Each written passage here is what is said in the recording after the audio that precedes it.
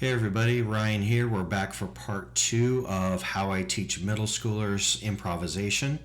And again, remember with all of these little lessons with improv, it is geared towards teaching 30 to 35 students at once. However, keep in mind that these techniques all will work for individual students as well.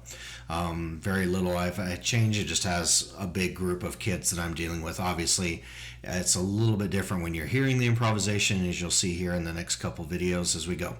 So to recap real quick, I had the story where I was talking to my professor about how I learned improv. You can watch the video I've linked already here to see that if you need to.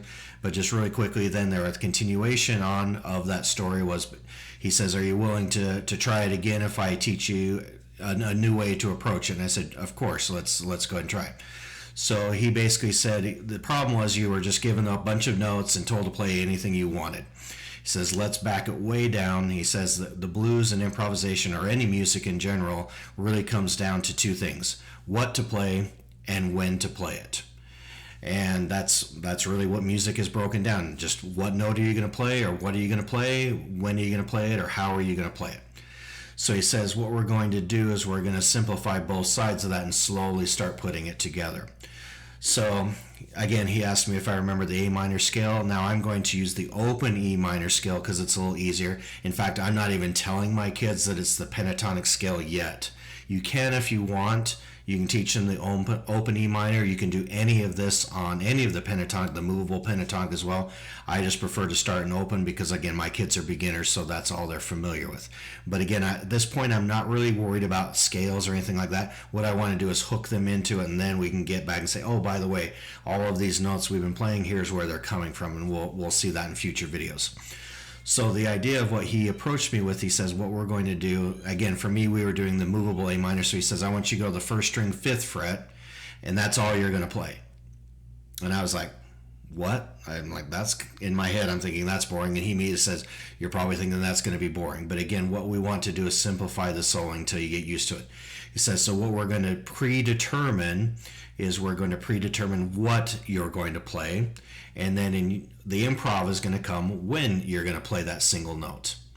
So I'm like, okay, I'm trying to be open-minded. So for me, what I'm going to do is I'm going to tell my kids they can play the open E, because we're going to play the blues in E. So we're using the E7, A7, B7 as our 1, 4, 5.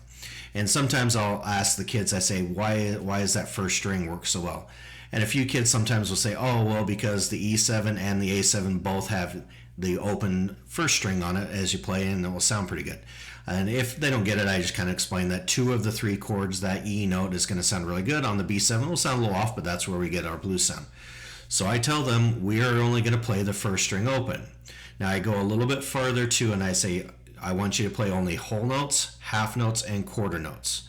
So they have 3 options of rhythms they can play. And I said, if that's too overwhelming, just in your mind say, I'm going to try measure 1 as a half note, measure 2 as whole notes, or vice versa, and try maybe every measure. I try and encourage them not to do the same for every measure because that's kind of too pre-planned out.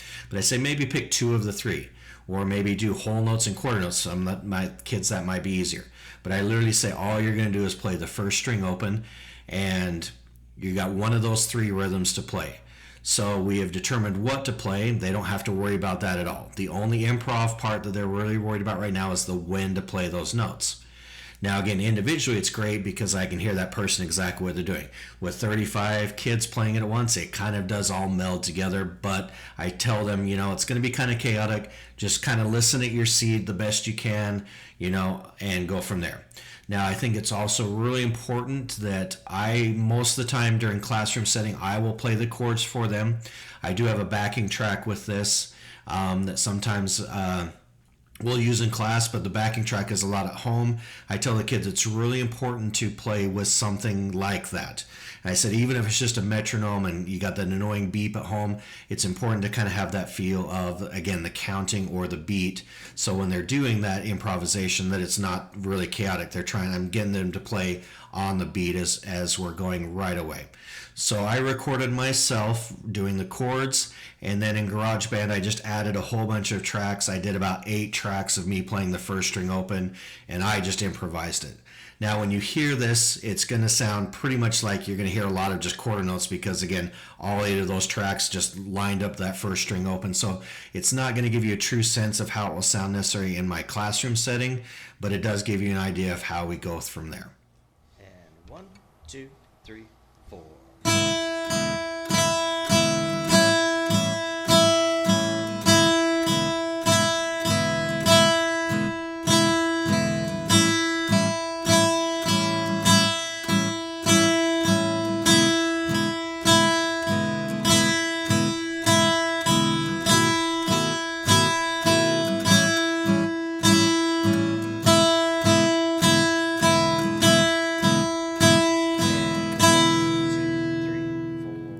Okay, so to sum up for part 2, the important thing is have them play a single note, and it's generally the root note of the key that you're playing in. So if you are playing an A, first string, 5th fret A, again, you don't have to necessarily tell the kids why they're playing that or what that is or why it's necessary. You can just say, hey, this is what I want you to play, and it's going to sound good.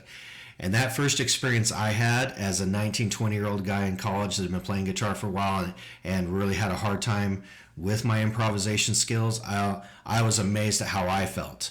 And my teacher saw that, my professor saw that, and he's like, see, it's important that we have that little success. He says, you're doing improvisation now. He says, it's not the most exciting yet, but the idea is we need to start very small, have little successes, and you'll progress, and we have steps to involve from there. And I'll tell you what, I've seen the kids, because I tell them when we're going to do improvisation, I said, you're going to be creating your own little songs. A lot of them are very scared. So this is a great way. I've been doing it this way for quite a while, and the kids, once they get that first initial play through, that first one's a little rough sometimes, but that second and third one, they start getting it, and I see them light up. I see them, even though it's a single note, and I'm like, see it, they're creating music, and it sounds good, even though it's not the most exciting yet, but they get it, that feet wet, they're encouraged to do it, and then the next couple of steps are even better. Now, after we've done that maybe 3 or 4 times as a class, I will ask a few volunteers, and I almost always have plenty of volunteers. I'll ask a few kids, hey, so-and-so, you want to just play it with me and you, and we'll go through it. And again, a lot of times I have many kids that will, almost more than we have time for, that are willing to try it. But that also now gives them to see what it kind of sounds like, again, isolated, where we were doing it all together. It's a little hard to hear what they're doing themselves, but then they can hear it isolated. And the next couple of parts of this, I just kind of repeat that. I give them the new instructions. We play it a bunch as a class. It's a little chaotic. I ask for some volunteers. They play there individually, and we kind of discuss what works and what's not. And again, one thing I forgot to mention is, because you already told them what to play that first string open, I say you can't do anything wrong. Even if you don't quite play quarter notes and half notes 100% correct, it's going to sound good. And that's the important thing, is if they know that they're not going to really mess it up, or they can't mess it up, then they're really encouraged to do. So again, that's part 2, or step 2 of how I teach a group of kids how to improvise. So stay tuned for part 3, and we just slowly add some steps from there.